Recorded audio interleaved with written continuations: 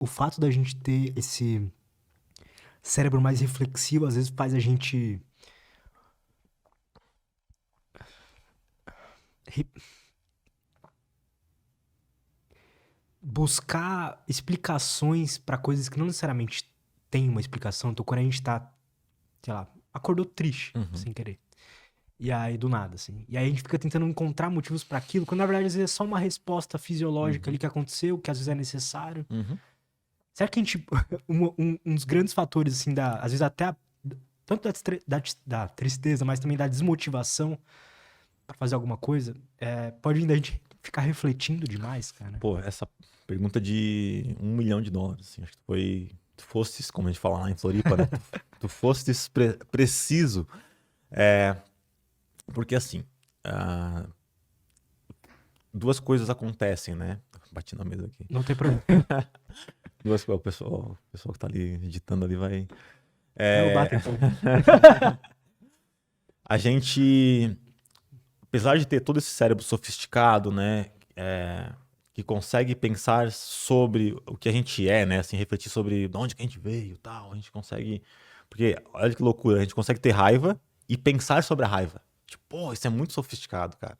Um bicho às vezes só tem raiva. Sim. E vai lá, tem raiva, não sei o quê, né? Tem uma reação, tem uma emoção que é de reagir ou lutar, que não representa raiva, porque é uma emoção que não tem reflexão. Mas nós temos essas mesmas reações e a gente fala, eu mesmo, né, cara, às vezes fico, né, tipo assim, bravo com meu filho, que tem uma criança de 5 anos, fala, pô, não faz isso, não sei o quê.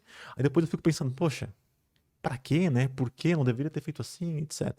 Então a gente tem essa sacada, assim, essa possibilidade. Mas esse nosso sistema cognitivo, ele também não é tão bom assim. Ele meio que falha, ele é meio conclusivo demais, ele é meio apressado, ele pega pistas erradas. Então isso é Aham. importante a gente. Tem vieses, Tem né? muitos vieses, né?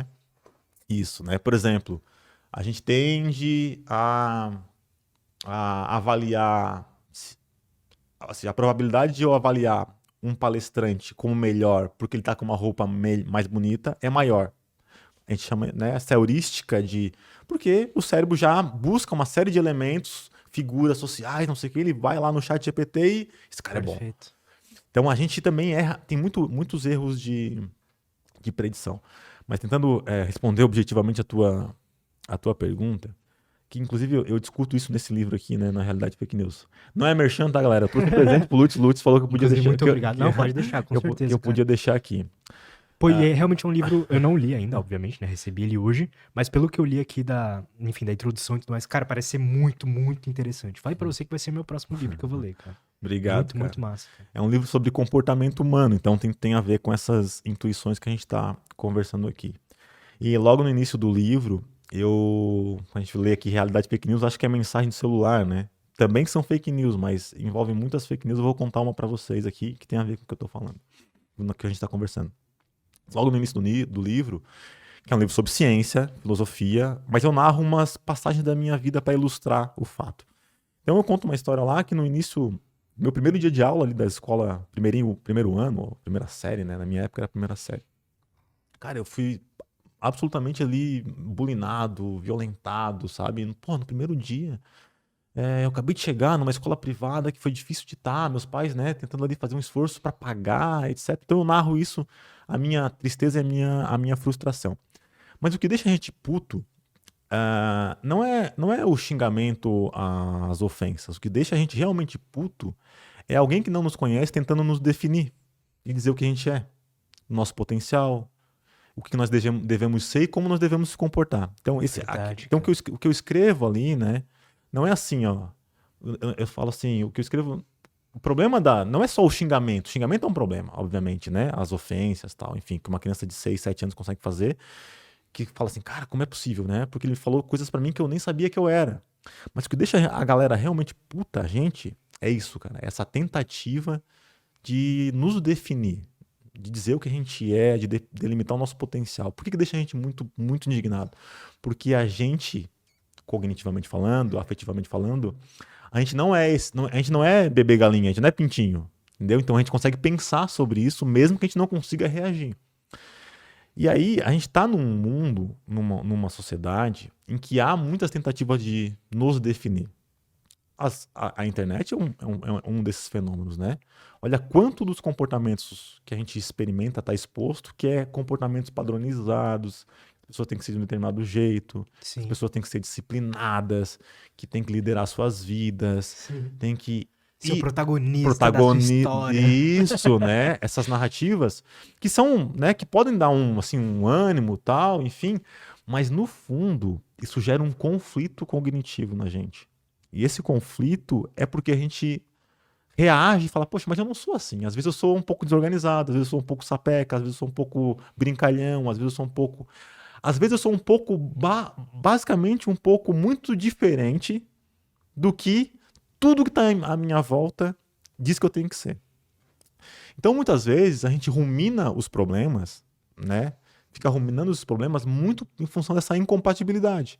Porque como é que você avalia? Você avalia olhando para fora. Porque necessariamente a gente vive na relação com outras pessoas e com o ambiente. Ou seja, a gente dentro de uma caverna, inclusive eu narro essa passagem aqui, né, que é o mito da caverna de Platão, a gente dentro da caverna só conhece o mundo através das nossas sombras. Então o mito da caverna de Platão mostra o quê? Que quando o primeiro que sai da caverna se maravilha e fala, cara, o mundo tá aqui, meu Deus. Volta para contar para os outros o que está acontecendo, ele é morto, porque os outros não foram capazes de olhar para além das suas próprias sombras. Sim. Então, sair da caverna é esse desafio de você ter que voltar e contar para os outros. E nem sempre contar é um processo fácil. E nem sempre contar envolve. É meio filosófico que eu tô falando aqui, né? Assim, né?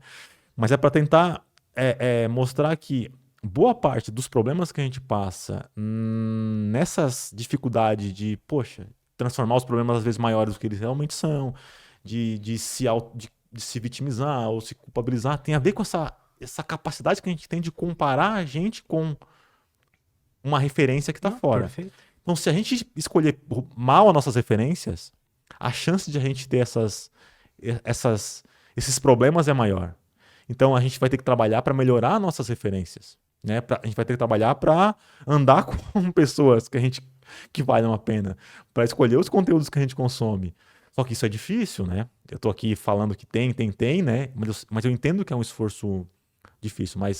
Então, esse livro, que é um livro sobre comportamento humano, é um livro que fala justamente sobre isso, né? Porque, no fundo, as fake news, aceitar uma mentira, é isso, é a nossa incapacidade de criticar, avaliar, é uma acomodação, de certa forma. Sim. Então, por que eu conto essa história, né, da violência que eu sofri? Eu conto essa história porque eu decidi não aceitar o que ele estava dizendo que eu era. Eu briguei com ele, fui lá, bati no menino. Eu reagi. Eu tive essa condição, eu tive essa clareza, né, física, sei lá, espiritual, seja qual for a condição. Mas eu imagino que muitas pessoas não tiveram e não têm.